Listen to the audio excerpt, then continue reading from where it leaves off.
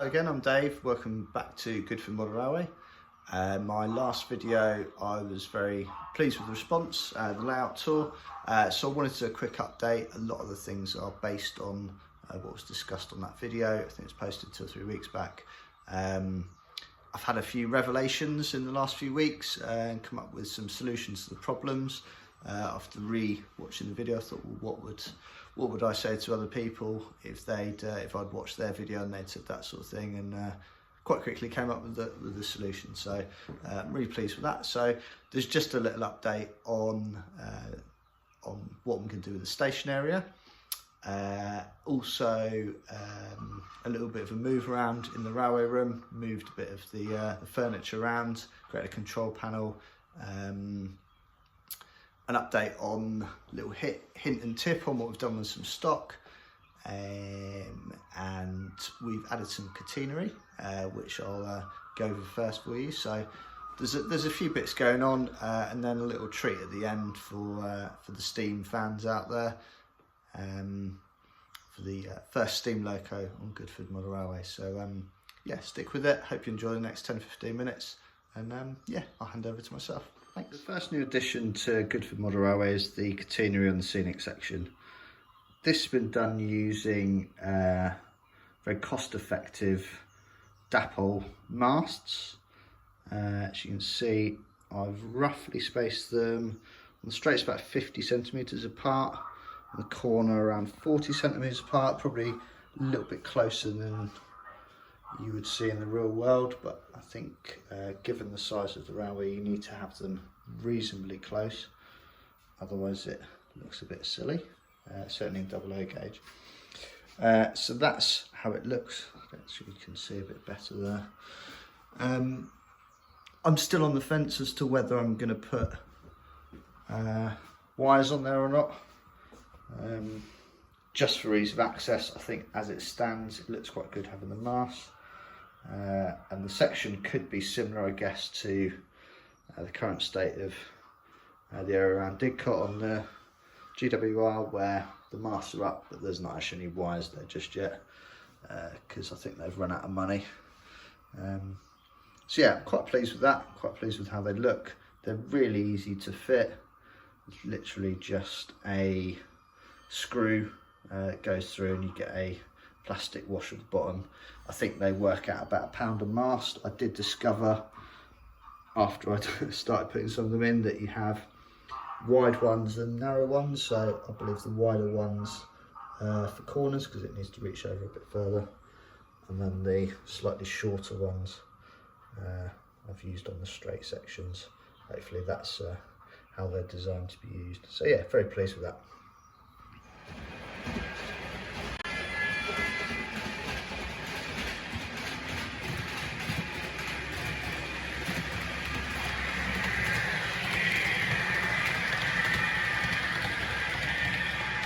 After my last video of a layout tour that I did a few weeks back, I had a bit of a brainwave and I thought, right, I just need to crack on and do the station area. So I've gone with an idea that a friend of mine came up with of a retaining wall and having low relief buildings behind. So this is how it looks so far. I'll do a similar retaining wall to what's down here. So look the same as behind. You can see I've got a spare section there. I've bought all the packs, I just need to put them all together. And then I'll probably have a set of steps coming down this bit here from up where the station building will be. This will just be a sort of a car park slash bus turning area, taxi rank, that sort of thing, with the road coming down there.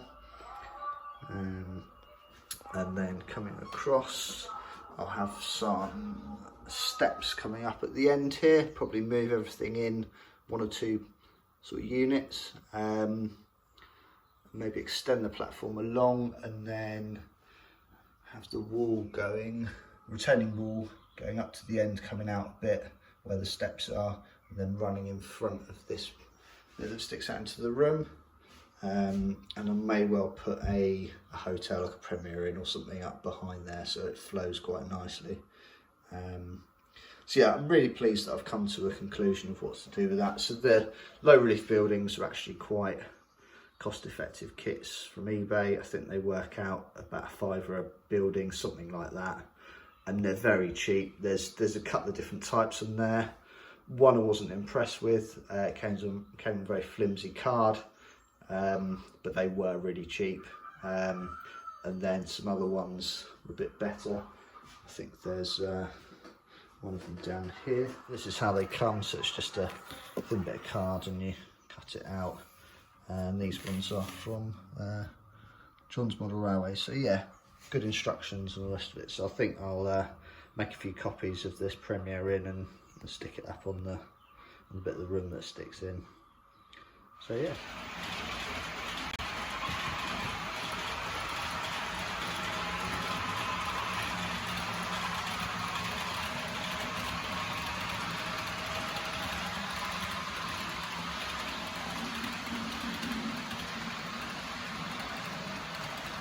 The rolling stock updates. I've managed to get even closer couplings on the J&A wagons.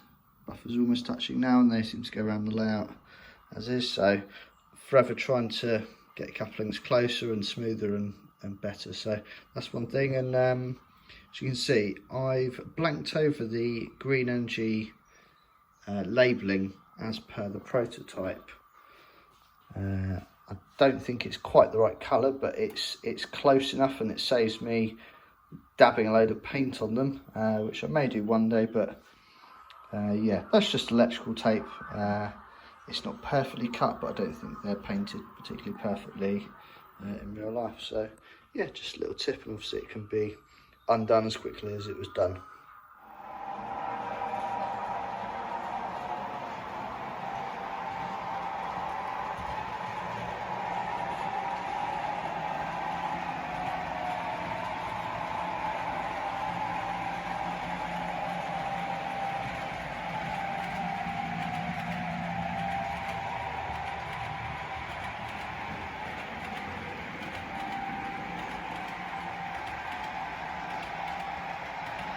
So following on from the last tour video, I've had a little bit of a rethink about where things are in the room itself. So I think it's quite important to have a good working area and good access to everything in the room. So I've done a couple of things. I've moved the desks and the workbench essentially away from where it was, which was around there.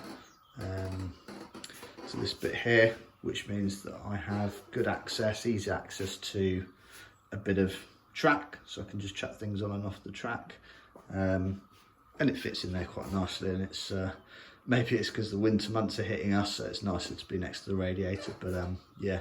And the other thing I've done is create a control panel.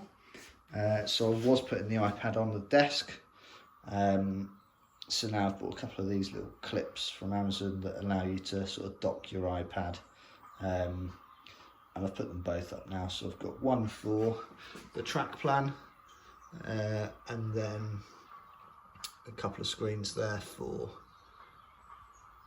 different loco running.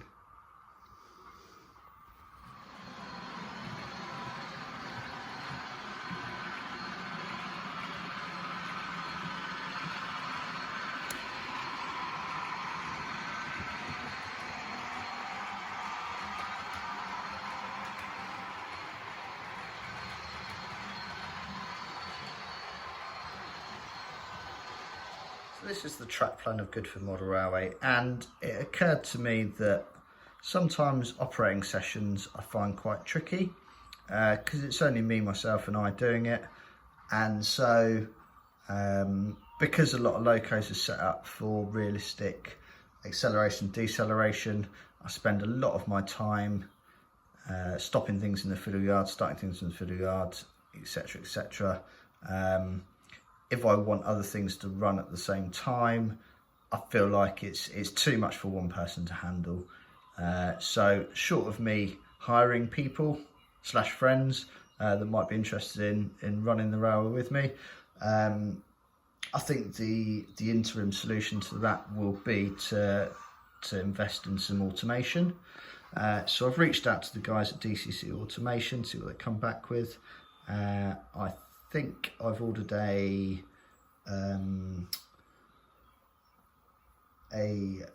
block detection unit for the Rocco system that it runs from. So I'll have a play around with that. I know there's a couple of bits of software out there. There's the iTrain software, for example, but they're all very, very expensive. So I'm just going to have a little play around with block detection. So you may well see some videos in the future, how-tos and things like that on the journey through the automation side of things. Ideally, I would like things to run around the 2 main loops, or to have a program to run them and to switch between fill yard roads so they run independently, so I can switch things on and off, and then I can mess around doing stuff sort of in the depot area here, running locos in and out from the fill yard, because it doesn't actually foul the main line. You can run things onto the head shunt and then back down this track next to the main line, and then that's got their own fill yard track. So I think that's the next big step for Goodford Model Railway. So watch this space on that one, I guess. I would be interested to hear anyone's hints and tips, or anyone who's ventured into that thing themselves. I guess there may be some mistakes made on the way that I'd obviously try and like to avoid if I can. So any advice is always more than welcome. Yeah, look forward to hearing your thoughts on it. Thanks very much for watching the updates I've done today. The more astute viewer, the more regular channel viewers may have noticed on the control panel there was actually a steam loco, which is the very first steam loco to run around Goodford Model Railway. Goodford is set on the Great Western Main Line, roughly around the year 2020, so it was quite limited on options for steam loco, but I felt that I needed to have one anyway, as I think every model railway does. So yeah, it's there. I've fitted sound to it, sounds from YouTube's on a Zoom decoder, so I'll just leave you with a few running shots of that. Thanks very much for joining us, and yeah, see you soon.